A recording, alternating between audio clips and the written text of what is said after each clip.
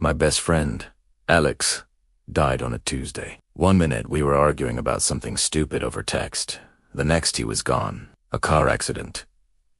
I never even got to say sorry. The funeral was a blur of black suits and hushed whispers. All I could think about were our last messages, left hanging in the digital ether. Him, annoyed. Me, stubborn. And then, silence. That silence stretched into weeks, then a month. The guilt was eating me alive. I kept his number in my phone, a digital ghost in my contacts list. I'd find myself staring at our last conversation, wishing I could type just one more thing. One night, I was scrolling endlessly through my phone, trying to numb my brain enough to sleep. It was almost 3 a.m. when my screen lit up. A notification. It was from Alex. My heart stopped. I must be dreaming. But there it was. His name, his picture, and a new message. My hands were trembling so badly I almost dropped my phone. I tapped on the notification. The message was short, just for words that made my blood run cold. It said, "Why didn't you reply?" My first thought was that it had to be a cruel prank. Maybe one of his siblings got his phone. Or it was hacked. That had to be it, right? I tried to rationalize it. Maybe it was a scheduled message he'd set up before. But that made no sense. Why would he schedule that? With shaking fingers, I hit the call button. It rang and rang and rang before clicking over to his old voicemail. The one he recorded when we were teenagers, goofing around. Hearing his voice, so young and full of life, was like a punch to the gut. I hung up, my mind racing. I texted back, "Who is this? This isn't funny." The reply was instant. "It's me, Alex. Who else would it be?"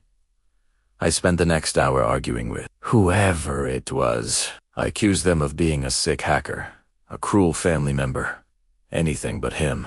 But then the messages started to change. They started mentioning things, little things that no one else could possibly know. He brought up the nickname he had for me in middle school, the one I'd made him swear to never repeat. He talked about the time we skipped school and hid in that old abandoned movie theater, sharing a bag of stale popcorn. He described the exact pattern on the ugly sweater my grandmother had knit me, the one I'd only ever shown him on a video call. Every detail was perfect. My logical brain was screaming that this was impossible, but my heart wanted to believe. Just as I was about to convince myself I was having some sort of grief-induced breakdown, another notification popped up. It wasn't a text this time. It was a voice note. For a long moment, I just stared at the little play icon. I was terrified to press it. What would I hear? A distorted voice. A recording. Finally, I took a deep breath and hit play, and there it was. His voice. Not a recording from an old video, but him. It was raspy, just like it always was when he was tired. I could hear the faint, familiar whistle in his breath. When he inhaled, he just said my name. That was it. Just my name. In that way only he ever said it. I played it again and again, tears streaming down my face. It was him. It was really him. The messages continued for days. We fell back into our old rhythm, texting at all hours. It felt like I had him back. But then, the tone shifted. He started giving me warnings. Small things at first. Don't take the freeway home tomorrow. There's gonna be a huge pileup. I brushed it off, but took the side streets, just in case. The next morning, the news was all about a 7-car pileup on that exact stretch of freeway. I was stunned. A few days later, another message. Your landlord is going to do a surprise inspection on Friday. Hide the evidence. I thought he was joking about the illegal stray cat Ida being, but sure enough, I got an email Thursday night about a mandatory maintenance check the next day. The warnings were getting more specific, and they were always right. Then came the requests. He started asking me to go to places that were connected to his death. Can you go to the intersection of Elm and Oak? I need you to see something.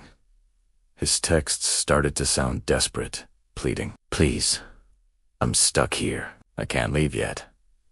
I didn't know what to do. Was I helping him? Was I just feeding a delusion? The guilt was a powerful motivator. I felt like I owed him. I had to do whatever he asked. I had to make up for our last fight. So, he went. I drove to the crash site, my phone clutched in my hand. I stood on the sidewalk, staring at the faded chalk marks on the pavement. Nothing happened. I texted him, "I'm here." "What now?" No reply. His next request was the one I dreaded most. "Please visit me." I knew what he meant. The cemetery. I hadn't been back since the funeral. The thought of it made me feel sick, but the messages were relentless. "Please, I'm so lonely here." Finally, I gave in. The cemetery was quiet and cold. I found his headstone, the smooth, polished granite feeling alien under my fingertips. I just stood there, talking to the stone, telling him I was sorry. My phone buzzed in my pocket. I pulled it out, expecting another plea. The message made every hair on my body stand on end. It said, "I'm right behind you." I whipped around. There was no one there, just rows and rows of gravestones under a gray sky. I ran. I didn't stop running until I was locked safely in my car, gasping for breath. That night, the messages were different. He was scared. He told me he wasn't really the one who had been talking to me. Not entirely. He said he was trapped, caught somewhere between. He said something else was there with him, something that was learning. It was learning his memories, learning his voice. "It's using me," he texted. "It's been using my voice to talk to you." My blood turned to ice. All those conversations, the private jokes, the voice notes. Who or what had I been talking to? The final message from his number came just before dawn. It read, "It knows you're listening. If I stop replying, don't look for me. Forget me." And just like that, my phone screen went black. It wouldn't turn back on. No amount of charging or button mashing worked. It was completely dead. I took the phone to a repair shop the next day. They told me the motherboard was completely fried. It was useless.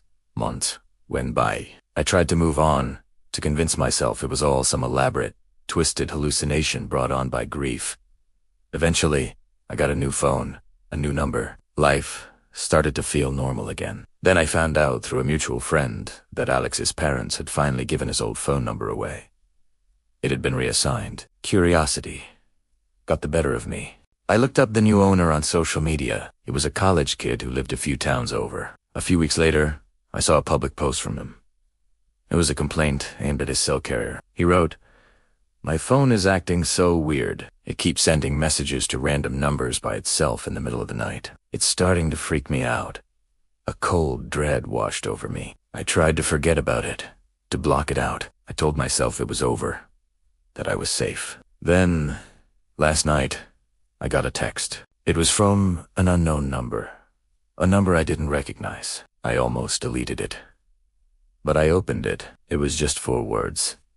4 words that have kept me awake ever since. The message said, "You should have listened."